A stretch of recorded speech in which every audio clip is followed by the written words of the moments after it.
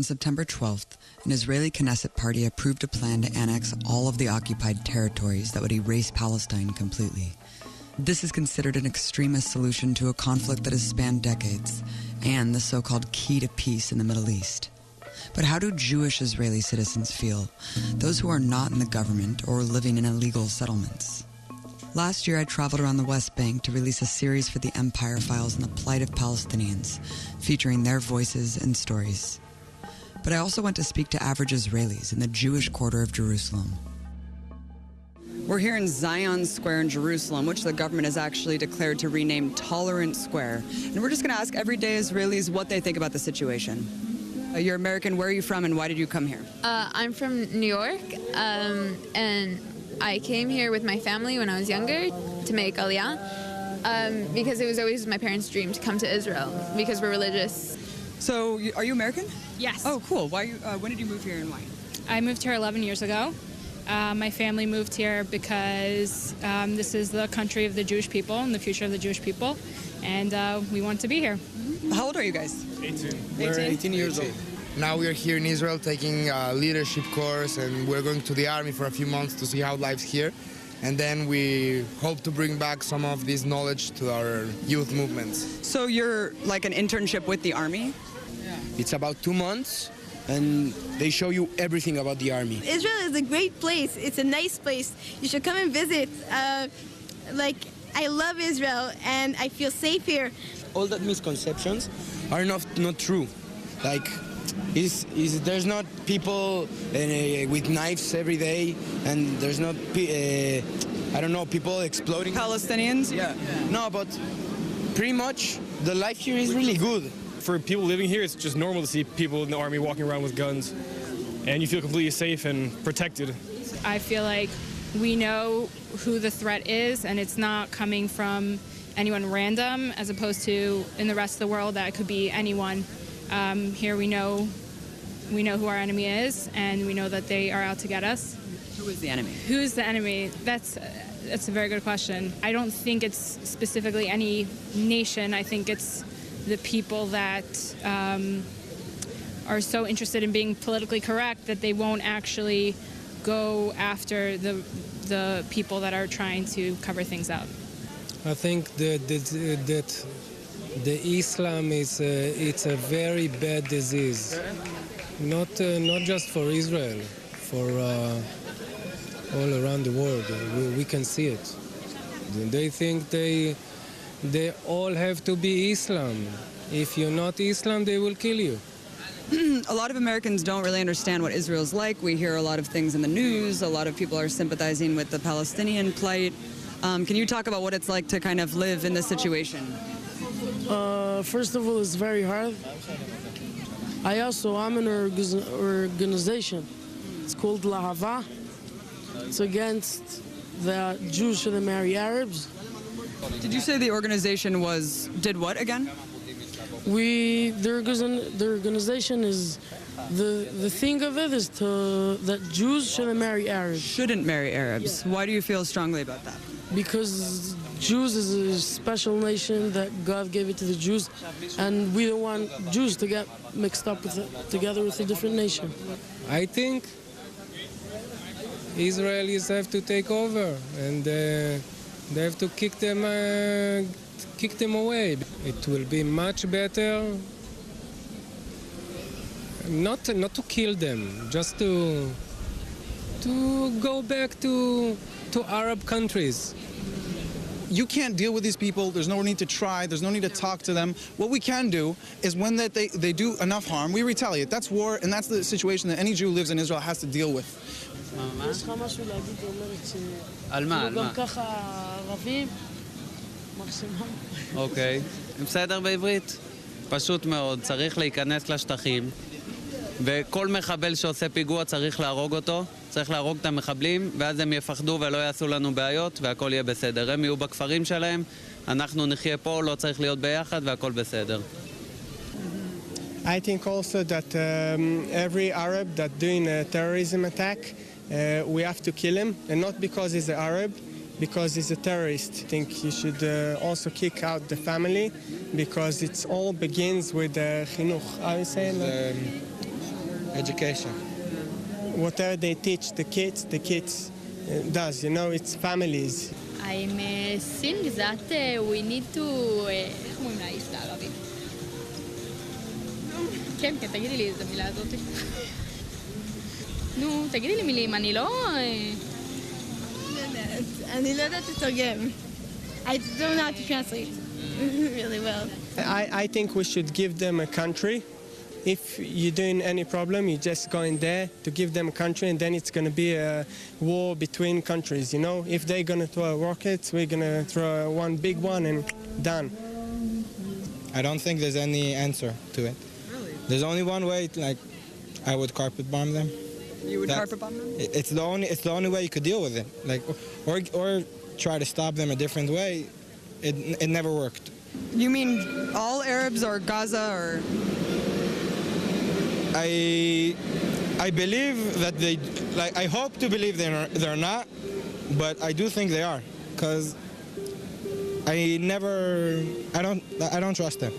You can't trust them, and that's the only way I believe that. The only way is just to stop it completely. I think that we're miserable. The Arabs make פיגועים, and we need to kill Arabs.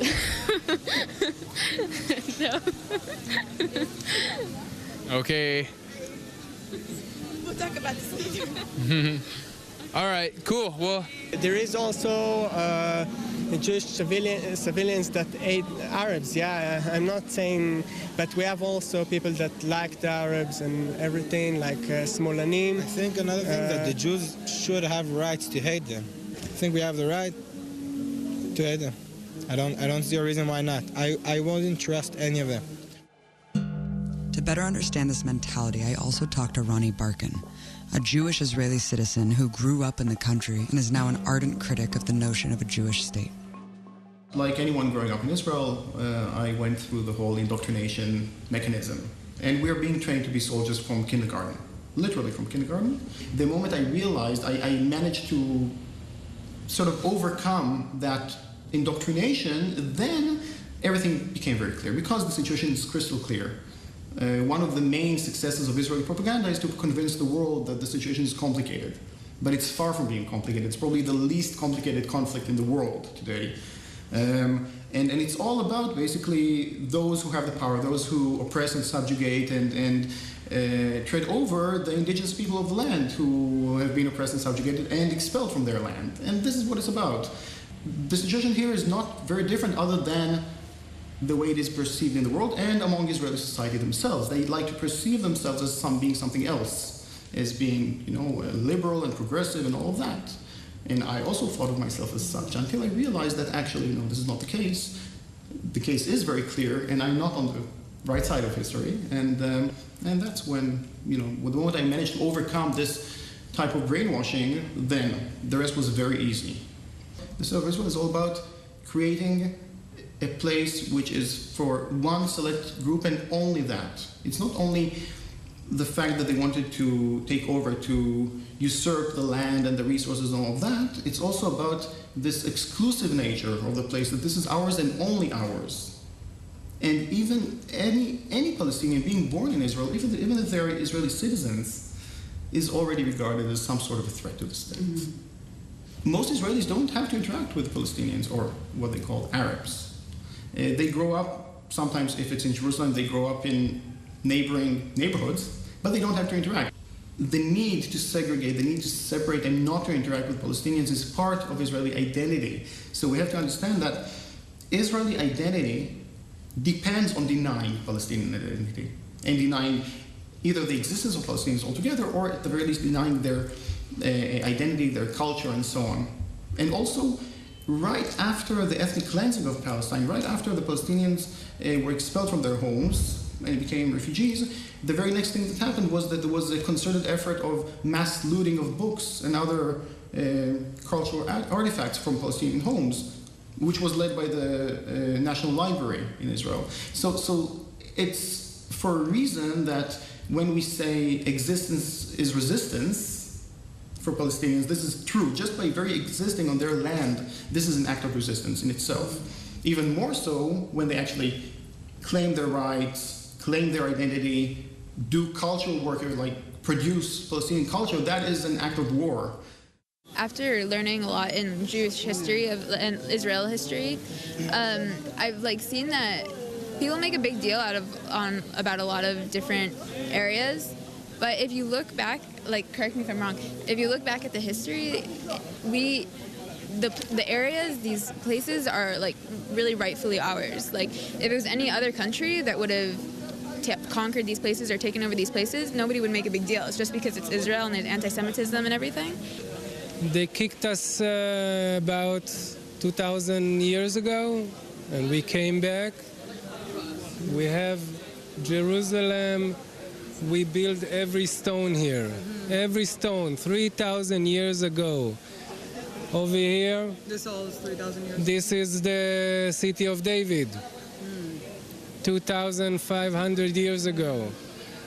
All history of the Jewish people, and the Islam doesn't have history at all in this country. I think that they should actually look at a history book and look at the progression of history and who occupied Israel, go further back. So if it could be that the Palestinians occupied Israel, that's true, but who occupied that before that? And if you keep going back to the times of the Bible, you'll see that it was indeed the Jews that did occupy. Palestinian, where are the Palestinian people during 4,000 years under the Ottoman? Answer me. Well, I'm the journalist here, so I don't... And how God punished is the sins by other people. He said, he sent the Nazis, and now he sent Palestinians. Okay. But it's really rightfully ours if you look at the history and at the wars, and we didn't even start a lot of the wars, and we conquered these places rightfully, it's ours. We brought the settlements in by Gaza, all the Gush Katif strip. Gave Gaza back. Well, we gave part of Israel. It's not that it's not Gaza. We do things for peace. I think that the Jews came here, they took this land, and this is our land now, and I don't think there should be here no Arabs. Arabs, they want, we gave them Gaza, they should go live there quietly. If they want, they should go back to Iraq, I don't know, to wherever they want. But this is a place that God gave it to the Jews, and we don't want the Arabs to be here. And before they accuse anyone of occupying, they should actually look back and look at history. So you wouldn't call any of this occupied territory? No, I think that whatever deals were made and wars were fought, they took the land, and that's the way things work. I mean, would you call America occupied by Americans because the British used to rule? The people who kicked the Jews out of Israel were the Arabs. 1,400 years later, we come back.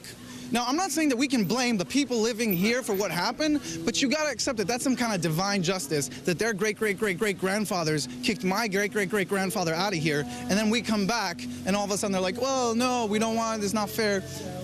They took the land from us, not the Romans, and not the Persians, and not the Byzantines. It was Arabs who took this land from Jews. And so, yeah, we came back and we took what was rightfully ours. Besides the fact that before the Jews came to here in the late 1800s, early 1900s, it was like a barren land. Because the Jews came here, it started to flourish or whatever and become actually people started planting things and making settlements in all these places. If the Jews never came here, then it'd be in the same place it was 200 years ago, or not where it is today. And so the Jews came here and they started making it better for also the Arabs, and they only start to be an issue because the Arabs started to make it more of an issue. How many people think like you? What is the state of the left wing within Israeli society? So the people who think like me are a negligible few. And I would argue that there is no left in Israel and never ever existed. What you have are those self-proclaimed leftists, liberal Zionists, who basically speak the language of peace and human rights and so on in order to sugarcoat their racism and supremacy. And they speak a very different language than the acting government, for example, because the acting government is clearly a right-wing government. They are shameless about their racist attitudes and so on. They say this is ours and only ours. Many of them are decent enough to say, yes, there was the ethnic cleansing of Palestine, and that's a good thing. The problem is that we haven't finished the job, that there are still Palestinians left in Palestine. With the other type of Zionists, with the so-called left in Israel, we cannot even agree about the basic facts. But for them, in order to feel that they are both Zionist and moral at the same time, they have to keep lying to themselves all the time, every moment of every day. So they have perfected this whole discourse of lies in order to lie to themselves and also in order to lie to the international community, in order to justify their existence here in that. I think the occupation does have a role, a big role and important. I don't think there should be no occupation at all, but in the occupation things needs to be more human. Do you get called a leftist a lot? Yeah, and I am a leftist. Is leftist a slur sometimes? Yes, it is. It is not a good way to be called in Israel. Israel doesn't want to compromise on security. They have to do a blockade. They have to kind of cut this off. It's, it's ridiculous what people have to go through there, but it's also ridiculous what we have to do to keep ourselves safe. We don't want to fight with them. No. But if they ask for it, they will get it. And we're much stronger, much stronger. We are behave very gently and morally. Very gently with them. It could get a lot worse, is what you're saying. If the Russians was here, 2 days, they will kill all of them. If the Americans will be here, they will kill them 2 days. They don't care about human rights. They don't care about nothing. Israel's holding back. Very, very. But it's war, and civilians get killed in war, and it's a horrible, on their side, less on our side, but at the same time, we put money into protecting ourselves. Well, look, the refugees, their situation is horrible, but no other nation in the world gets the refugee status the Palestinians do. The Palestinians, third-generation people, are still considered refugees. I mean, I had friends that were Canadian. They went on their passports. They wanted to see what the refugee camps were. They wanted to see what it was all about. They came back. They said it's nothing what I imagined it. Better than they imagined? Or? They said people were driving around with nice cars. People had nice houses, villas, things like that. They thought people were being oppressed, like living in tents. It was like they probably were, like maybe 10, 15, 20 years ago, like in the past. For them, in order for them to be Zionist and moral, in order for them to have a Jewish and democratic state, they needed, first of all and foremost, to create a Jewish majority by force, by driving away the indigenous people from their land. And this is how the state was founded. And immediately afterwards, they created a whole legal system that will make sure that those who have been expelled will never be allowed back, and those who remained on their land, because not everyone was expelled, will never be equal citizens. Unfortunately, what we hear on mainstream media, this so-called discourse or so-called debate between the right and the left is about that. It's about, do we want a large Israel, which is Arab-free, or do we want a small Israel, which is Arab-free? This is the debate that's taking place. Last question. There's this whole international movement of leftists and activists who want to boycott Israel for human rights violations. Being here, seeing that, and what do you just think about that? I think the BDS movement, the leaders of the BDS movement, or everyone that thinks that Israel is bad, if they should read up about the topic, the other side, and they should come here and see how everybody's comfortable. People right now, they're looking at Israel and they're calling it an apartheid state. And Israel is not an apartheid state. There's places, my family from 5 generations ago, they were from Jenin. You can't find one Jew in Jenin right now. I mean, it's totally Jew-free. So if you want to think about a racist apartheid state, it seems it's more, in my opinion, coming from their side. And just a response, I guess, to kind of this international movement, the BDS movement, and also the movement that says settlements are illegal, they're encroaching on Palestinian land. Can you respond to that accusation? I think the response would be two-part. The first part would be very simple. Nobody gives Turkey problems for their settlements in Cyprus. It's an anti-Semitic thing. Maybe they don't know that they hate Jews, but they give us so much trouble. The UN only talks about Israel. What about North Korea? What about Russia? Then the second thing would be to say is that... Even from the UN? Completely from the UN. I mean, come on. You're talking about that we're worse than the North Korean dictatorship? Like, nobody in the world thinks that. So those people in the UN and all these peace activists, I mean, look, she's a woman. She's walking around however she wants here in Israel, right? There's female genital mutilation in Egypt, not very far from here. Why don't people talk about that? I think that, like, we should have not more rights. I think we have rights to build more houses for our citizens.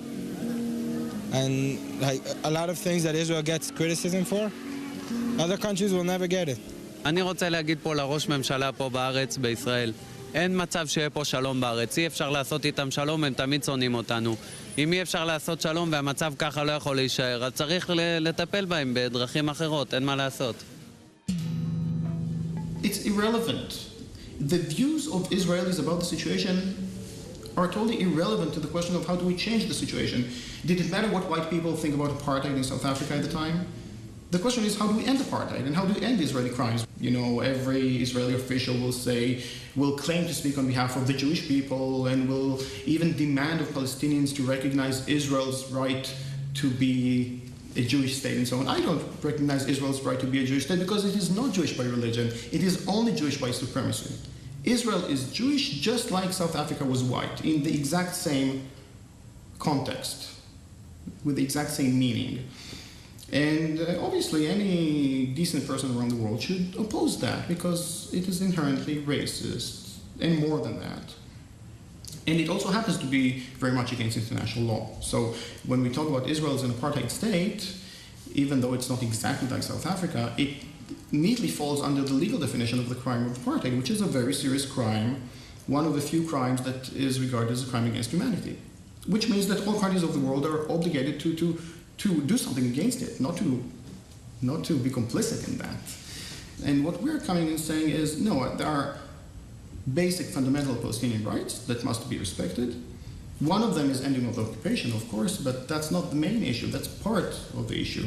The other two rights are equality inside Israel proper, or what we call Palestine 48, and the rights of the refugees, which have been expelled from there since the very foundation of the State of Israel. These are fundamental rights. They must be respected.